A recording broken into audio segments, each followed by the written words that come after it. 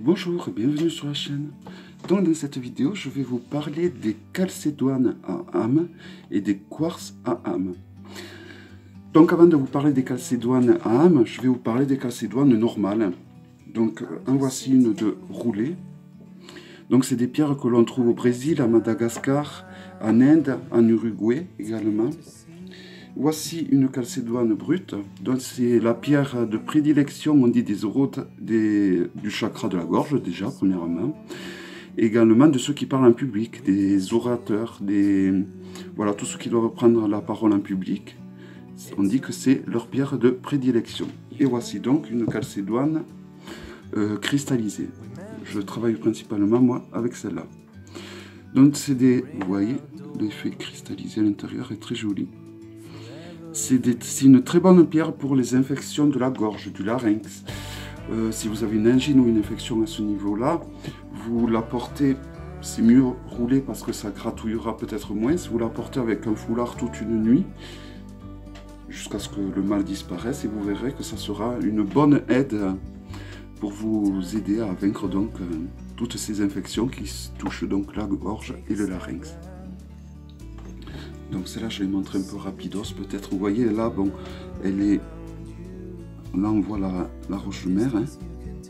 Une très jolie... Donc si on le pose sur les trois émails, elle va calmer les surmenés. C'est une excellente pierre également pour les enfants, pour leur développer leur... surtout s'ils bégayent. Et ça va aussi développer le mental des enfants. Donc c'est une pierre à avoir dans la trousse de secours, souvent, je dis. Mais bon voilà, c'est la pierre, moi c'est ma pierre de prédilection pour le chakra de la gorge. Voilà, et donc maintenant je peux vous parler des quartz à âme et des calcédoines à âme. Donc voici une calcédoine à âme. Donc on la reconnaît surtout au dos, je pense, vous voyez, ça fait comme des petits esprits qu'on voit dans les films. Voilà, c'est très rare, hein, les calcédoines à âme, j'en ai vu qu'une fois dans ma vie, deux fois dans ma vie, toujours au même magasin. J'en ai pas souvent vu, même sur le net, j'en vois pas souvent. Et donc le quartz âme, on appelle âme, donc le quartz âme provient de l'Asie du Sud, principalement du Tibet. Et on appelle âme ce petit truc opaque que vous voyez qui traverse le quartz. Là vous en avez un. Là vous en avez un où on le voit très très bien. Donc c'est un quartz qui est hautement spirituel, qui marche très bien avec le troisième œil et le coronal. C'est un quartz qui va... Alors là, je ne sais pas si vous allez le voir, c'est en intérieur. C'est un quartz qui va vous aider pour la méditation, pour la prière. Et on dit que chaque âme est reliée avec un quartz. Donc vous voyez, c'est le petit filament opaque qu'il y a tout le long.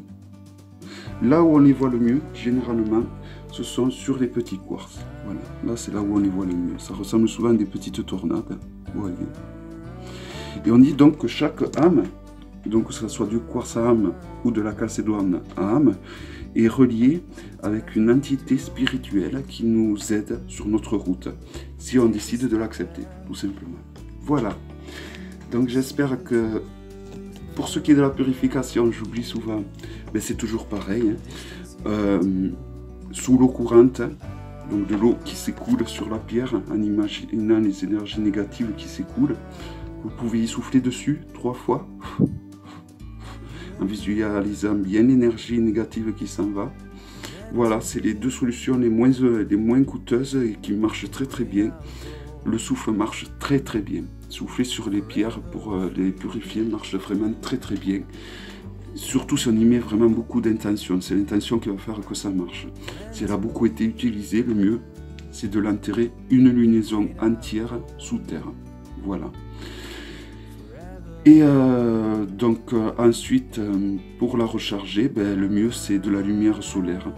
À part le quartz qui aime bien les premiers rayons du soleil, mais sinon, j'ai dit solaire, non, c'est de la lumière lunaire. Donc à lune montante ou en pleine lune, c'est là où elles se sentiront le mieux.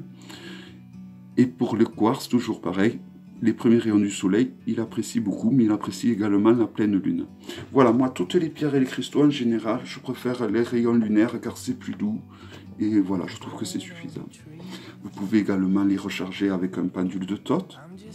Vous pouvez les recharger en les mettant sur un amas de quartz. J'en ai un, mais il est un peu trop gros pour que je les déplace. Et vous pouvez, voilà, vous avez plein de méthodes. Vous pouvez les purifier également sur un amas d'améthyste. Mais voilà, le mieux pour la purification, c'est le souffle ou sous la terre si elle est vraiment beaucoup chargée en énergie négative. En plus, c'est les solutions les moins coûteuses. Voilà, donc j'espère que cette vidéo vous aura plu.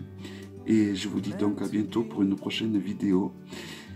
Si vous pouvez penser à mettre un pouce bleu et à vous abonner à la chaîne et à partager. Merci beaucoup. Je vous souhaite de joyeuses fêtes surtout. J'espère que vous et les personnes que vous aimez, vous allez passer un excellent moment. Et que l'année 2020 aussi va s'emboîter dans des moments de pur bonheur pour vous. À très bientôt donc pour 2020. Merci, bye bye.